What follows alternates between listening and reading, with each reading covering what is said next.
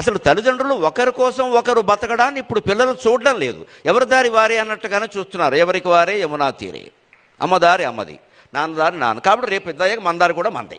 But పడిపోయింది బలంగా. తర్వాత పెద్ద అయిన తర్వాత పిల్లలు తల్లిదండ్రులను చూడటం లేదండి. మా బోటుకన్నా బొట్టుకుని కాస్త తల్లిదండ్రులను బాగా చూడమని చెప్పండి. ఇది దాని కోచింగ్ సెంటరా? 4 ఏళ్ల పిల్లాడు నీకు భారమై వాడిని హాస్టల్లో బారేయడం తప్పు కానప్పుడు తల్లి ఓ తండ్రి, నీకు వాడికి 40 ఏళ్ళు వచ్చాక నిన్ను ఓల్డేజ్ హోమ్లో బారేస్తే తప్పే ఉందయ్యా. నువ్వు చేసిందే వాడు చేశాడు. చిన్న పిల్లాడు నీకు భారం అయ్యాడు, ముసలిదానికి నువ్వు వాడికి భారం అయ్యావు. నా పిల్లల కోసం నేను ఏదైనా మానేస్తాను అన్న తల్లి తండ్రి ఉంటే మళ్ళీ ప్రాచీన భారతదేశాన్ని మనం చూడగలుగుతాం. మనం ఆశించేది అది.